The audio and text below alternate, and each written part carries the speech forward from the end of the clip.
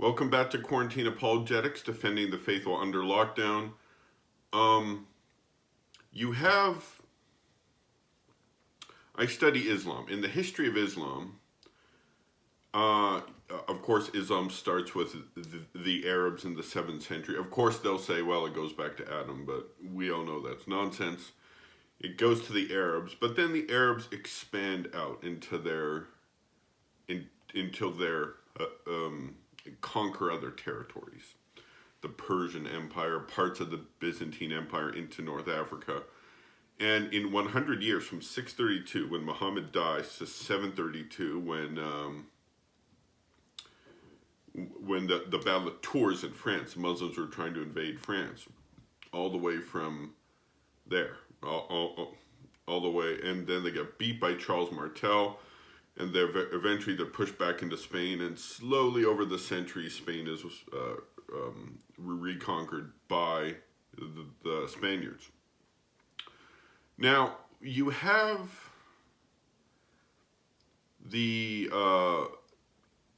there's a group of Muslim people today called the Turks, and they were the Ottoman Empire. They became big through the Ottoman Empire. But they burst on the scene. They're from Central Asia, but they burst on the scene to the Middle East, Anatolia, in 1071, where they won the Battle of Manzikert against the Byzantines. They occupy most of Anatolia, and they go down into the Middle East, where they fight. They take land away from the Shiite Fatimids. Now, at this time, from 632 to, say, 1071, the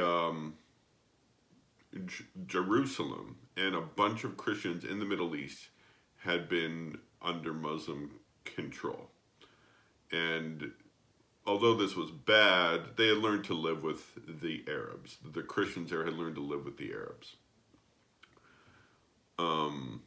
Because pretty much after 100 years, their jihad didn't get a second wind, and then they slowly fell into oblivion. There's been from the year about 800, there's been no significant Arab ruler in the entire,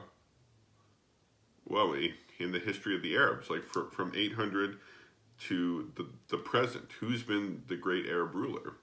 I know an Arab guy who told me Saladin, the guy who beat the Crusaders. Well, Saladin, yes, he did beat the Crusaders, but he wasn't an Arab. He was actually a Kurd. And the Mamluks, who finished off the Crusaders, Babars, was of Turkish background.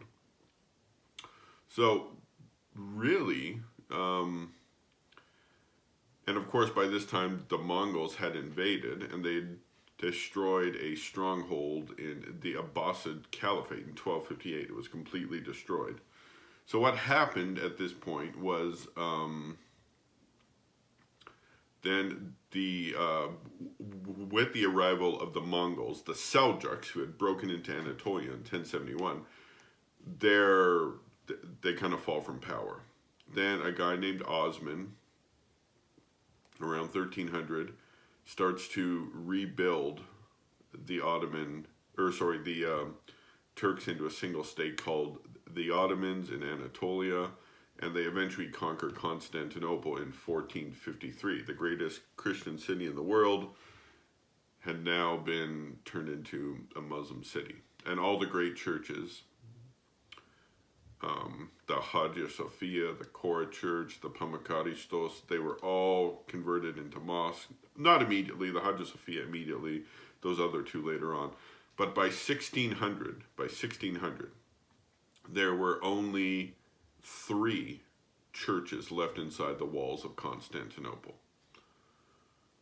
I know, that's hard to believe. All right, so the point is, the Turks don't stop with there. They're like, now, we've got New Rome, we got to get Old Rome, we got to get Rome.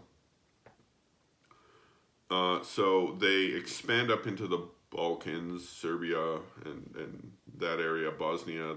They take Albania, although it took longer than they had expected because of Skanderbeg. God bless Skanderbeg. If you ever go to Albania, they'll all tell you about Skanderbeg, their hero. But no one's heard of him. No one has heard of him outside of Albania, unfortunately. they do manage to invade Italy, but at that point, Sultan Mehmet died, probably by poisoning, they think, and then the Ottomans kind of lapsed into a small civil war trying to find who was going to be the successor of Mehmet, because he had more than one kid. So because of that, and they think he was poisoned by one of his kids. Because of that, Rome was saved. They were, because they'd already had the beachhead in Otranto, and they were, the cardinals were like packing up. They're like, okay, we got to go north, you know, back to Avignon, I guess, you know. But that didn't end up happening. So then throughout the 1500s, the Turks would conquer more Christian land, convert churches to mosques. They would move up the Balkans all the way to Vienna, and under Suleiman, who I believe was the great grandchild of Mehmet, they would own their largest territory. In 1517, they had taken the Mamluks' land, the people that had beat out the last of the Crusaders, so their dynasty was over. They had taken lots of Persian land away. They're going into Europe. So Suleiman presides over the largest extent of the Ottoman Empire. Now, at this point, you had the Battle of Lepanto, and pretty much from 1600 to 1700, the Ottoman Empire is no longer as powerful. Europe's getting more powerful, but the Ottomans are still a threat in the 1600s. By the 1700s, Ottomans are a joke. So, and in 1844, the Ottomans abolished Sharia law. So technically, a Turk was allowed to convert to Christianity with no penalty. Although they'd become a social outcast and no one would want anything to do with them, they wouldn't be executed. So Sharia law is abolished because the Ottoman Empire is starting to secularize. Why are they starting to secularize? Well, because everywhere is starting to secularize. So what happens now is basically up until 1700, that's when the Turkish Jihad ends. They're still fighting in a few places, but they're getting owned. They're not what they used to be. So from 1071, let's round that to 1100. 1100 to 1700, 600 years. 600 years of jihad from the Turks against Christendom. The Arabs had 100 years. The Turks were way better jihadists than the Arabs. The Arabs had their 100 years, and then they fall into oblivion. So, yeah, no, that's why I think since the Arabs were not as good at jihad as the Turks, I think they probably weren't as good at jihad because they probably weren't as good at Muslims. The Turks were the better Muslims. Now the Turks are into nationalism and all this weird stuff. But that's why I think the Arabs, although they're Muslim, mostly Muslim, they're Christian Arabs, they can be won over. So I think we need to preach a gospel to the Arabs, hopefully winning them back, and then one of the last civilizations in the world, the Turks, will finally convert. People say, when is the Hagia Sophia going to be a church again? Well, when the Turks convert, that's when it's going to happen. Because until then, they're going to have it as a mosque or a museum or something else besides what it was intended to be. So, but we got to convert the Arabs first, their priority one. Besides, there's more Arabs than Turks in the world, so we should focus on them.